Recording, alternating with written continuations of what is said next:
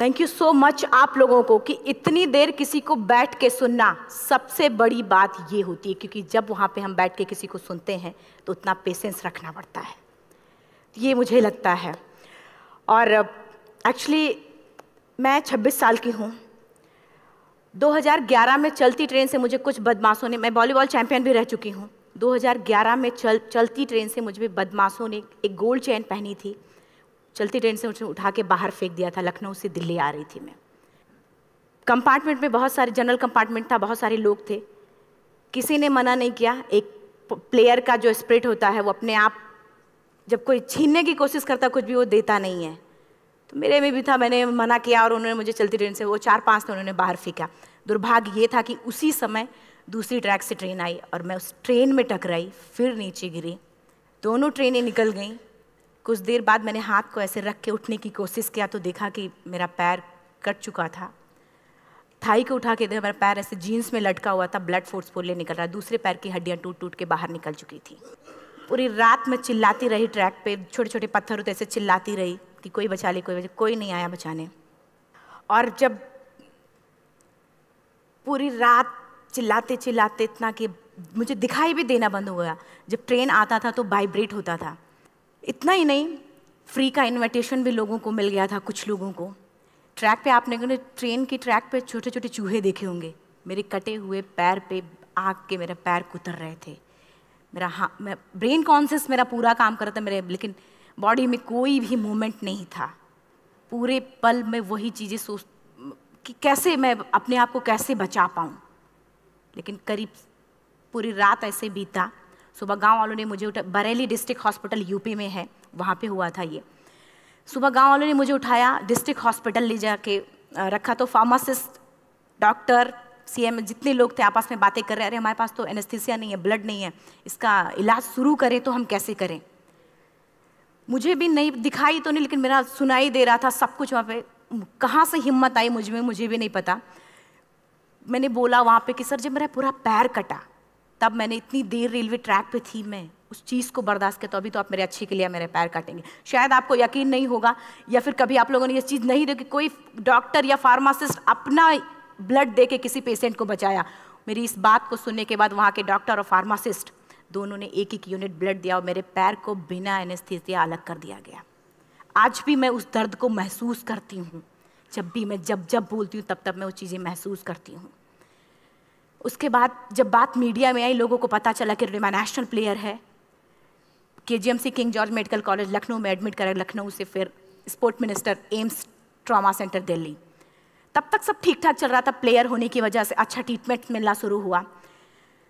करीब 4 महीने मैं एम्स में रही। एम्स में रहने के बाद जब मैं थोड़ा ठीक हुई, करीब 25 दिन बाद जब ठीक हुई, न्यूज़पेपर में गोल गोल लिख के आ रहे कि अरुणिमा के पास टिकट नहीं था, अरुणिमा ट्रेन से कूद गई।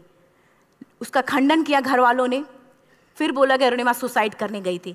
जिस लड़की का शरीर का एक अंग कट चुका, पूरी जिंदगी का पता नहीं कि व्हील चेयर या बैसाखी या पता, यहाँ तक कि मेरे स्पाइन में 3 फ्रैक्चर था, मुझे ये भी नहीं पता था कि मैं बेड से उठ भी पाऊंगी कि नहीं। अंदाजा लगाया जा सकता, सिर्फ अंदाजा लगाया जा सकता है कि उसकी दिलो दिमाग पे क्या चल रहा होगा, उस परिवार की क्या स्थिति रही होगी, जब जिस परिवार की एक यंग एज लड़की का इस तरीके का सिचुएशन हुआ हो।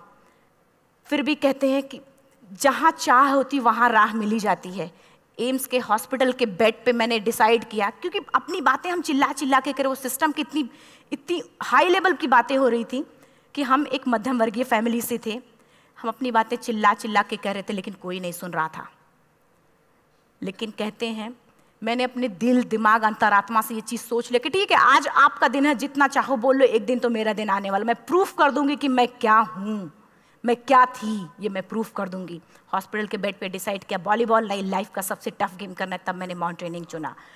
जब मैंने माउंटेनिंग कहने और करने में बहुत फ़र्क होता है। जब मैंने माउंटेनिंग की बात सोची और लोगों के सामने, सबसे बड़ी चीज़ थी सही गाइडेंस में ट्रेनिंग लेना, दूसरा स्पॉन्सरशिप।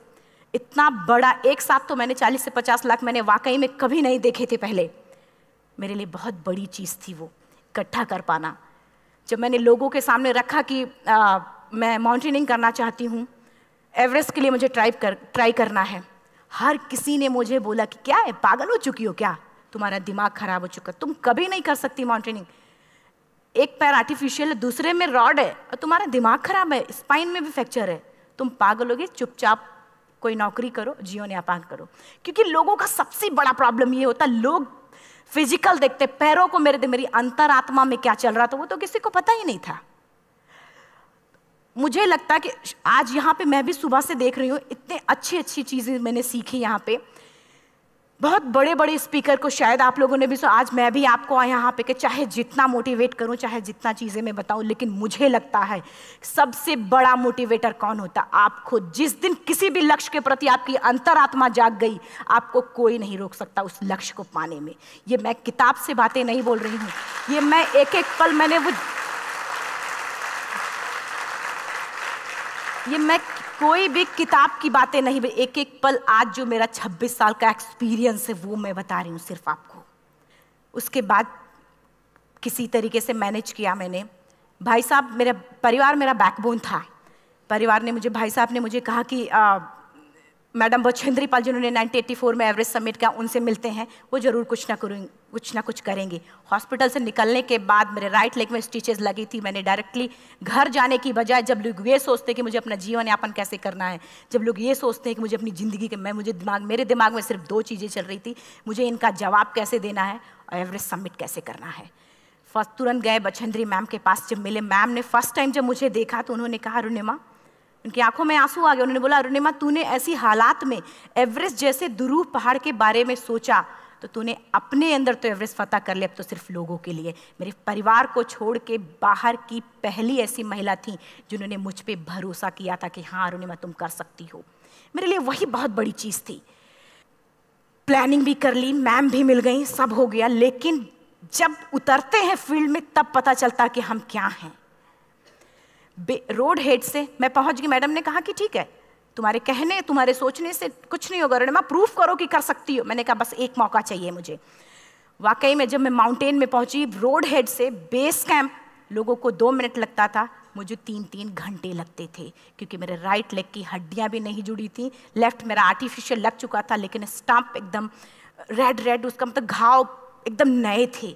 मैं अगर पैर रखती थी तो मेरे पैर से जोर से अगर दबा देती थी तो पैर से मेरे ब्लड आने लगता था। सारे लोग नॉर्मल थे वहाँ पे। हर कोई ये बोलता कि एक पीक के लिए जाते थे तो हर कोई मुझे ये बोलता कि अरुणिमा, तुम धीरे धीरे आओ। मेरे दिमाग में हर बार यही बात चलती थी कि क्या है, मैंने एवरेस्ट का प्लान किया, मैं इनके बराबर भी नहीं चल पा रही हूँ। खुद से संकल्प लिया कि कोई बात नहीं, एक दिन ऐसा आएगा कि मैं इनसे पहले जाऊँगी। और आपको शायद यकीन ना हो, आने वाले 8 महीने बाद पूरा का पूरा वेट उठा के बेस कैंप से साथ निकलते और टॉप पे पहले पहुंचते। ऐसे करके देखते थे कि अरे ये लोग तो पीछे। खुशी होती थी। उससे भी ज़्यादा मुझे खुशी तब होना शुरू हुआ जब वो सारे लोग आके मुझसे ये पूछते, मैडम खाते क्या हो, बता दो। पैर नहीं है फिर भी कैसे चलते हो।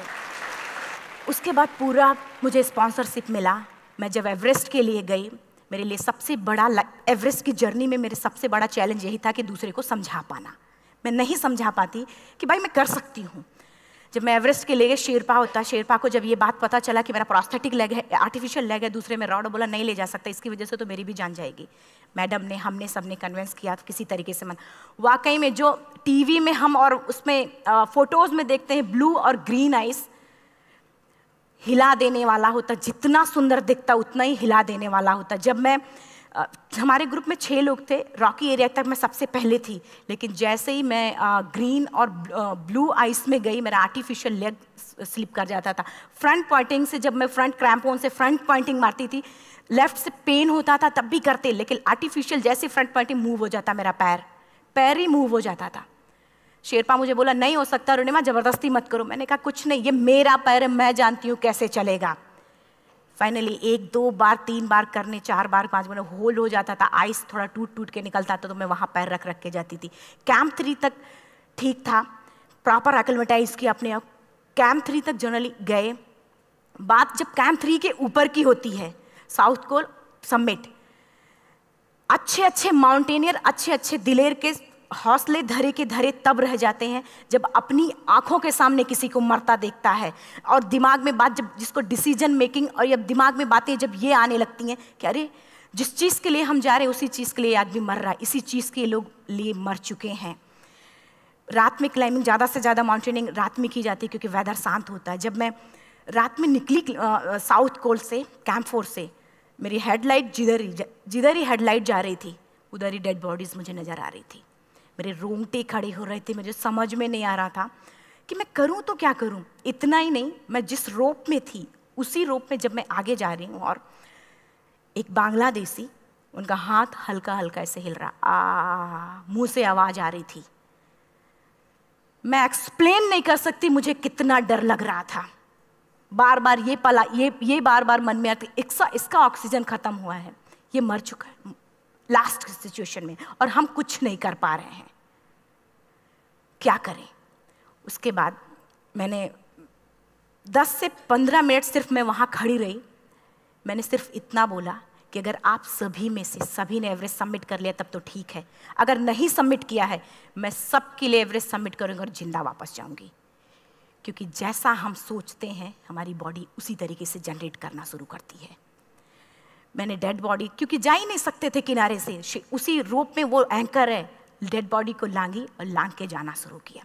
हिलेरी स्टेप साउथ समिट के करीब जब मैं खुद पहुंची, मेरे शेरपा ने एक जोर से झटका मुझे दिया कि अरुणिमा वापस चलो, तुम्हारा ऑक्सीजन खत्म हो रहा है। हिलेरी स्टेप के बाद एवरेस्ट समिट है, थोड़ा चलने के बाद एवरेस्ट समिट है। अगर कोई आपसे ये बोले, आप अपने टारगेट के इतने करीब हो, अगर कोई आपसे ये बोले कि अरुणिमा वापस चलो, कैसा लगता है? मैंने भी यही बोला, सर क्या बोल रहे हो आप, मैं नहीं जाऊंगी वापस। बोला अरुणिमा जिंदगी रही, दोबारा ट्राई करना और एवरेस्ट समिट हो जाएगा दोबारा तुम्हारा। मैंने कहा नहीं, ये आप जिंदगी में गोल्ड चांस बार बार नहीं आते, लाइफ में कभी कभी आता है, ये आपके ऊपर आता, आप उसको पकड़ के रखते हो या फिर छोड़ देते हो। मैं अपना गोल्ड चांस कभी नहीं, क्योंकि मैं जान रही थी मुझे स्पॉन्सरशिप बहुत मुश्किल से मिला, एक बार अगर मैं छोड़ देती दोबारा मुझे कभी नहीं मिलता। मैं बहुत अच्छी तरीके से जानती थी। मेरा फाइनली मुझे बछेंद्री मैम ने भी एक बार बात समझाई थी, मेरी माँ ने मुझे एक बात बताया था कि लाइफ में कभी कभी सिचुएशन ऐसी आती है जब सिर्फ आप अकेले होते हो, डिसीजन सिर्फ आपको लेना होता है। जहाँ पे भी होना, खड़े होकर हल्का सा पीछे मुड़कर देखना और ये सोचना कि आप एक एक कदम चल के यहाँ तक पहुँचे हो, सिर्फ अपना एक कदम आगे बढ़ाना, तुम देखना कुछ देर बाद तुम टॉप पे होगी। मेरे दिमाग में उनकी बातें वीडियो की तरह चल रही थी और सिर्फ एवरेस्ट का टॉप चल रहा था। मैंने शेरपा को पहले कन्विंस करने की कोशिश की कि भाई चल, कुछ नहीं होगा भाई चल। फाइनली जब वो नहीं माना, मैंने एक कदम आगे बढ़ाया, डिसीजन लिया कि नहीं, जाना ही जाना है। आगे बढ़े, करीब 1 से 1.5 घंटे बाद मैं टॉप पे थी। और इतना ही नहीं, आज भी मैं जितनी बार बोलती हूँ उतनी बार मैं महसूस करती हूँ, मेरे रोंगटे खड़े हो जाते हैं, मेरा दोनों हाथ ऊपर करके जोर जोर चिल्लाने का मन कर रहा, कितनी जोर से चिल्लाऊं, इतनी जोर से चिल्लाऊं कि सबको बता दूं कि आज मैं टॉप ऑफ द वर्ल्ड पे हूं। उन लोगों को बता दूं जो लोग ये सोचते हैं, लड़की, दूसरे विकलांग, तीसरे मिडिल क्लास में, जो लोग एक बार हार के फिर दोबारा लड़ना नहीं चाहते, जो लोग हारने के बाद सोचते हैं कि हम दोबारा कुछ कर नहीं सकते, उन लोगों को मैं चिल्ला चिल्ला के टॉप से बताना चाहती थी कि नहीं, आप सब कुछ कर सकते हो। सिर्फ एक सोच की विकलांगता, हैंडीकैप आदमी यहाँ से होता है, यहाँ से नहीं। अगर यहाँ से जो आदमी विकलांग है तो नॉर्मल आदमी भी विकलांग है, जो अगर यहाँ से विकलांग है। चिल्ला चिल्ला के मैं बताना चाहती थी। मैंने शेरपा से कहा कि आप एक फ़ोटो खींच लो, क्योंकि सारे लोग फ़ोटो, अपना नेशनल फ्लैग का जो वैल्यू होती है ना, वो जो हम कहीं बाहर होते हैं तो पता चलता है। मुझे भी बहुत खुशी हो रही थी, फ्लैग को हग किया और बोला फ़ोटो खींचो। बोला पागल हो गई है, तेरा ऑक्सीजन कभी भी ख़त्म हो जाएगा, नीचे चल। नहीं, फ़ोटो खींच लो। फ़ोटो खींचा उसने। वो तो अगली बार इतना तेज गुस्सा हुआ, मैंने उसको बोला कि भाई वीडियो भी बना ले। 8848 की हाइट पे ऑक्सीजन खत्म हो रहा है, आज हम भी हंस रहे हैं आप लोगों के साथ क्योंकि यहाँ पूरा ऑक्सीजन है। और 8848 की हाइट पे जब मुझे शेरपा, कोई भी शेरपा को बोलेगा भाई वीडियो बना, तो परेशान हो जाएगा, पागल हो चुकी कि तुम मर जाए, यहाँ मैं जा रहा हूँ नीचे। मैंने कहा नहीं, कुछ नहीं होगा, आप बनाओ वीडियो। किसी तरीके से मैं 4-5 पेयर बैटरी रख के लेके गई कि डिस्पोजल कैमरा, एक अलग कैमरा की, मतलब एक नहीं काम करेगा तो दूसरा करेगा, प्रॉपर प्लानिंग से। शायद आप लोग भी सोचो कि वाकई में लड़की को इतना बड़ा रिस्क लेने की क्या जरूरत थी, कि जिंदगी कभी भी जा सकती थी इसकी। लेकिन मैंने वो रिस्क लिया क्यों?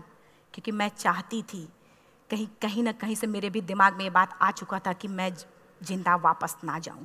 मैं चाहती थी कि अगर मैं जिंदा ना जाऊं तो ये वीडियो मेरे इंडिया शेरपा से मैंने यही बात बोली, ये वीडियो अगर मैं जिंदा नहीं जाती हूँ, ये वीडियो मेरे इंडिया पहुँचा देना, मेरे यूथ तक चला जाएगा। क्योंकि मैं चाहती थी कि 11 अप्रैल 2011 को मेरा एक्सीडेंट हुआ, 21 मई 2013 10:55 पे मैं टॉप ऑफ द वर्ल्ड पे थी।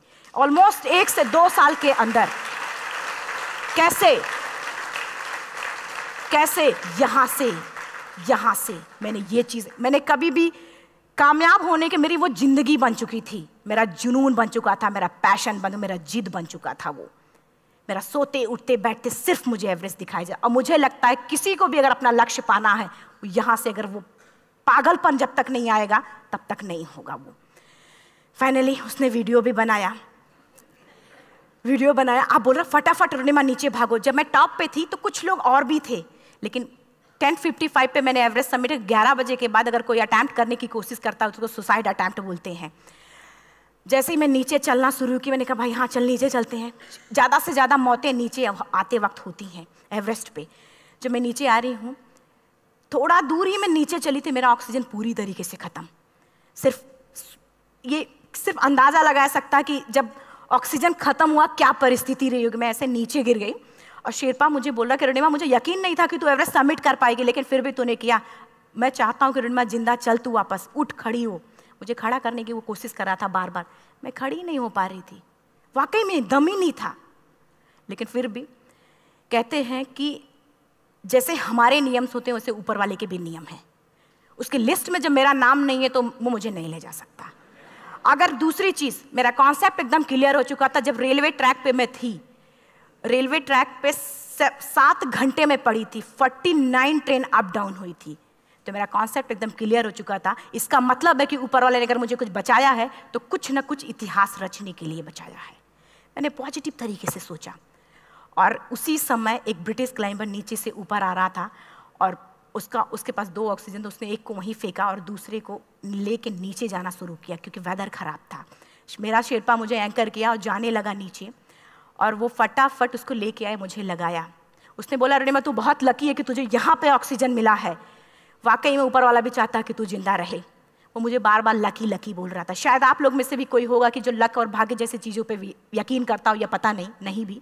मैं किसी की भावनाओं को ठेस नहीं पहुंचाना चाहती, लेकिन मैं इन किसी भी चीज़ों पे भरोसा नहीं करती, क्योंकि मेरा मानना है कि लक भी उसी का साथ देता है जिसके अंदर जीतने का जज्बा है। अगर आपके अंदर जीतने का जज्बा नहीं है, चारों तरफ सिर्फ बहाने होते हैं, सिर्फ बहाने, इतना सारा एक्सक्यूज़ होता है। शायद मैं भी अगर वापस आ गई होती तो मैं बोल देती मेरा ऑक्सीजन खत्म है, कोई मुझसे पूछने ना बचेंद्री मन ना मेरा परिवार, कोई भी मुझे पूछने नहीं आता। लेकिन क्या कभी मैं अपने आप को समझा पाती? कभी नहीं। फाइनली जो भी था, लक भाग्य किस्मत में नीचे आ रही थी, बहुत खुश थी। माउंटेन, डेड बॉडीज, मेरा शेरपा, ये लोग थे। मैं किसी से शेयर भी नहीं कर पा रही थी कि अरे मैंने एवरेस्ट सबमिट किया, किसी से शेयर भी नहीं कर पा रहे थे। फटाफट मैंने नीचे हील मार के, हमारे से हील मार के नीचे आ रहे थे। एकाएक मेरा प्रोस्थेटिक लेग, पूरा का पूरा लेग ही निकल गया। -60 डिग्री तक टेम्परेचर डाउन हो जाता है एवरेस्ट पे। मेरा हाथ वगैरह ये सब ऐसे मूवमेंट, ऐसे मुड़ नहीं रहा था, ब्लड निकलने लगा था, ये सब यहाँ पे। मुझे शेरपा से मैं बोल रही हूँ कि ऑलरेडी मेरा पैर कटा हुआ है, अगर दिमाग में ये बात है कि मेरा हाथ भी काटना पड़ेगा, कैसा लगेगा मेरा दिमाग। क्योंकि ये ऐसा मूवमेंट, रेड 3 स्टेज होती हैं। रेड मेरा हो चुका था, रेड, ब्लैक, ब्लू, ब्लैक हो तो काटना पड़ेगा। तो बार बार मैं बोल रही हूँ शेरपा से कि भाई हाथ मेरा कुछ हो रहा है, इसमें मूवमेंट नहीं हो रहा है, यहाँ सबसे ब्लड हो रहा है। बोला रोनिमा कुछ नहीं, जितना नीचे जाएंगे उतना अच्छा होगा। प्रोस्थेटिक लेग मेरा निकल चुका है, मैं रुकी हूँ, मेरा ऑक्सीजन चल रहा, बड़े मुश्किल से लक भाग्य किस्मत जो भी था मुझे मिला था।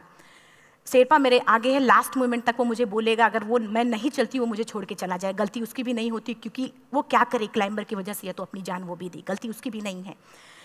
लास्ट में मेरी आंखों से आंसू निकलने लगा। मैंने सोचा क्या करूँ अब, रोने अपने आप आंसू ने कहीं ना कहीं से आ ही जाता है। दूसरे पल मुझे समझ में आ गया कि रोने धोने से कुछ नहीं होगा। मैंने आंसू को पोंछा और रोप, जो मेरी रोप थी, रोप को पकड़ा, दूसरे हाथ से आर्टिफिशियल लेग को, पैर को घसीट के चलना शुरू हो गया, क्योंकि मेरे पास यही था। ये तो दूसरा था, गिव अप कर दो ही चीज़ थी। पैर को घसीट चलना शुरू हुआ। कुछ दूर नीचे चलने के आने के बाद रॉक था, उसमें घुसे, पैर को खोला, सही किया, फिर नीचे चलना। Camp 4 to summit to camp 4 3500 feet है, और इसमें टोटल जनरली लोग 16 से 17 घंटे में समिट कर लेते हैं। मुझे टोटल 28 घंटे लगे थे। हर माउंटेनियर, चाहे बाहर का या फिर इंडिया का, हर किसी ने ये मान लिया था कि अरुणिमा जिंदा वापस नहीं आएंगी। हर किसी ने ये चीज़ मान लिया था। लेकिन मुझे लगता, जब मैं वापस साउथ पोल पहुंची, जब मैं टेंट का जिप खोला, मैंने हर किसी ने कहा कि अरे तू यहाँ है, हम तो सब सोच लिए थे तू चली गई। हर किसी ने ये बोला था। फिर सब खुशी मना रहे थे हम सब।